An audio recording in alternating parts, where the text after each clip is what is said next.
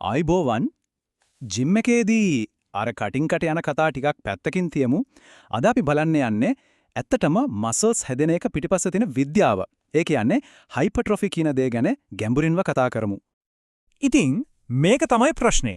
කොහොමද ඇත්තටම මාංශ පේශියක් වර්ධනය වෙන්නේ? මේක පිටිපස්සේ තියෙන ඇත්තම යාන්ත්‍රණය මොකද්ද? හරි ගොඩක් වෙලාවට හිතන්නේ පුරුවන් තරම් බර ඉස්සුවම මසල්ස් හැදෙනවා කියලා. ඒත් ඇක්ට කතාව ඊට වඩා ටිකක් සංකීර්ණයි. මේක හරියට ශරීරයේ මාංශපේශි වලට හරි දැන් ඔයාලා ලොකු වෙන්න ඕන කියලා නිවැරදිම සංඥා ටික යවනවා වගේ වැඩක්. ඉතින් මේ වර්ධනය ගැන හරියටම තේරුම් ගන්න නම් අපි මුලින්ම මාංශපේශියක් ඇතුළකම කිමිදිලා බලන්න ඕන. මොකද ඇත්තම කතාව තියෙන්නේ එතන. හරි එහෙනම් සරලවම බලමු මොකද්ද මේ හයිපර්ට්‍රොෆි කියන්නේ කියලා. මේක හිතන්නකෝ බැංකු ගිණුමක් වගේ. ශරීරයේ නිතරම අලුතින් ප්‍රෝටීන් හදනවා. ඒ කියන්නේ ගිණුමට සල්ලි දානවා වගේ. ඒ වගේම පරණ ප්‍රෝටීන් බිඳ දානවා. ඒ කියන්නේ සල්ලි ගන්නවා වගේ. ඉතින් ගිණුමට දාන වේගය ගන්න වේගයට වඩා වැඩි වුණොත් තමයි ගිණුම ඉතුරු වෙන්නේ. අන්න ඒ වගේ ප්‍රෝටීන් හදන එක බිඳ දානවට වඩා වැඩි වුණාම තමයි මසල්ස් ලොකු වෙන්නේ. මෙන්න ගොඩක් අය පටල ගන්න තැරක්. ජිම් යන්න පටන් ගත්ත මුල්ම සති කිහිපේ දැනෙන ශක්තිය වැඩිවීම එන්නේ මසල්ස් ලොකු වෙලාම නෙවෙයි. ඒක ඇත්තටම මොළයේයි මාංශපේශියේයි අතර තියෙන සම්බන්ධය. ඒ කියන්නේ ස්නායු පද්ධතිය වඩාත් කාර්යක්ෂම වෙන එකක්. තියෙන මසල්ස් වලින් උපරිම වැඩ ගන්න ඒක ඉගෙන ගන්නවා. ඇසට පේන වර්ධනයක් එන්න තව ටිකක් කාලයක් යනවා. මෙන්න ඉන්නවා මේ කතාවේ නියම වීරයෝ ටික. සැටලයිට් සෛල. මේවා හිතන්නකෝ මාංශපේශි වලටම වෙන්වුණු විශේෂ අලුත් වැඩියා කණ්ඩායමක් කියලා. අපි ව්‍යායාම කරනකොට හානි වෙන මාංශපේශි තන්තු අලුත් වැඩියා කරලා ඒවා කලින්ටත් වඩා ලොකුවට සහ ශක්තිමත්ව නැවත ගොඩනගන්න මේ සෛල නැතුවම බෑ. හරි දැන් තමයි අපි මේ කතාවේ හැරෙටම එන්නේ.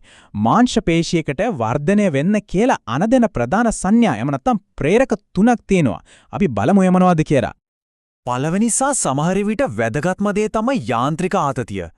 සරලව කිව්වොත් බරක් උස්සනකොට මාංශපේශි තන්තු වලට දැනෙන ඒ ඇදීම තමයි මේ. මේක තමයි වර්ධනය කියන ක්‍රියාවලිය පටන් ගන්න පත්තු කරන පළවෙනිම ගිනි පුපුර. මේක සිද්ධ වෙන විදියත් හරිම අපූර්වයි. මොළයෙන් එන ස්නායු සංඥාවක් හරියට විදුලි පණිවිඩයක් වගේ මෝටර් ඒකකයක් ක්‍රියාත්මක කරනවා.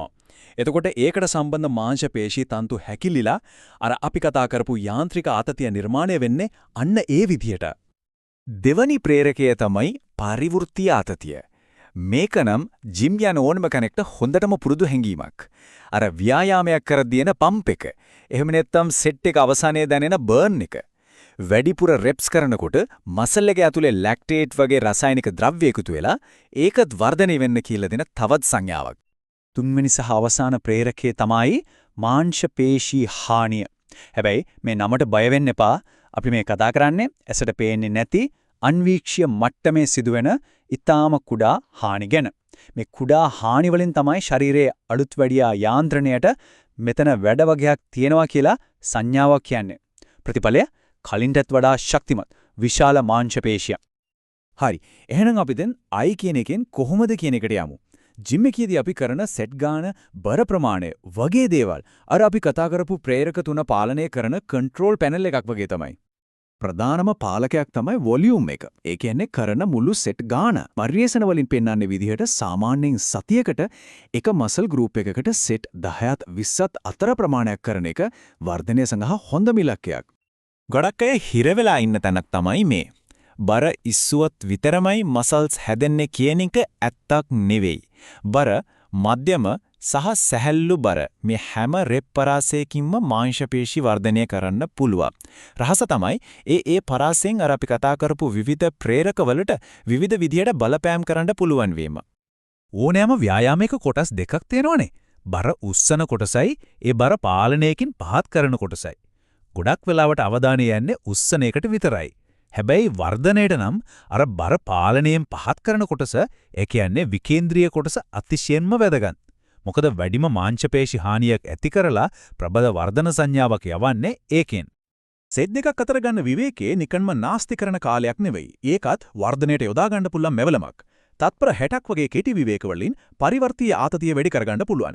විනාඩි 2ක් හෝ ඊට වැඩි විවේකයක් ගත්තාම ඊළඟ සෙට් එකට හොඳටම ශක්තිය එකතු කරගෙන වැඩි බරක් උස්සලා වැඩි යාන්ත්‍රික ආතතියක් ලබා ගන්න පුළුවන්.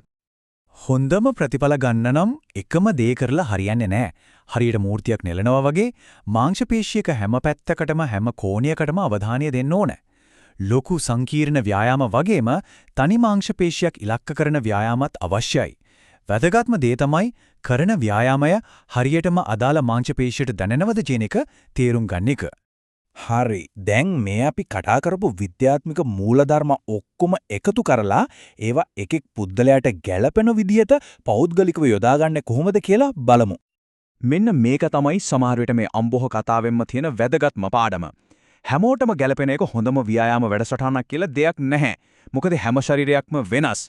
අපි මේ කතා කරපු මූලධර්ම කියන්නේ මෙවලම් පෙට්ටියක් වගේ. ඒ මෙවලම් Tamanට ගැළපෙන විදිහට පාවිච්චි කරන එක තමයි වැඩේ. කෙනෙක් පුහුණුවට ප්‍රතිචාර දක්වන විදිහට සාධක ගොඩක් බලපානවා. ජාන කොච්චර කාලයක් තිස්සේ පුහුණු වෙනවද කියන එක, වයස, කන බොන දේවල් සහ විශේෂයෙන්ම නිନ୍ଦ සහ විවේකය. මේ හැමදේම එකට එකතු වෙලා තමයි කෙනෙක්ගේ පෞද්ගලික වර්ධන සූත්‍රය හැදෙන්නේ. වැඩිපුර කරන එක හැමතිස්සෙම හොඳයි කියන එක තවත් මිත්‍යාවයක්. ඇත්තටම පුහුණු වොලියුම් එකයි වර්ධනයයි අතර සම්බන්ධය හරියට කන්දක් නගිනවා වගේ. යම් මට්ටමක් දක්වා උඩට යනකොට ප්‍රතිඵල වැඩි වෙනවා. හැබැයි ඒ උපරමෙන් පස්සේ තවත් උඩට යන්න හැදුවත් ප්‍රතිඵල ආයෙත් පහළට වහින්න පටන් ගන්නවා. ඒ නිසා කොච්චර කරනවද කියන එකට වඩා බුද්ධිමත්ව කරන එක වැදගත්. ඉතින් අවසාන වශයෙන් කියන්න තියෙන්නේ මේ විද්‍යාත්මක දැනුම කියන්නේ පාර පෙන්නන සිතියමක් වගේ. ඒත් ඒ සිතියම අතේ තියාගෙන Tamanගේ ශරීරය කියන මේ විශිෂ්ට නිර්මාණය ගොඩනගන ගෘහ නිර්මාණ ශිල්පියා වෙන්න ඕන Tamanමයි. ඉතින් ගොඩනගින්න යන්නේ මොන වගේ නිර්මාණයක්ද?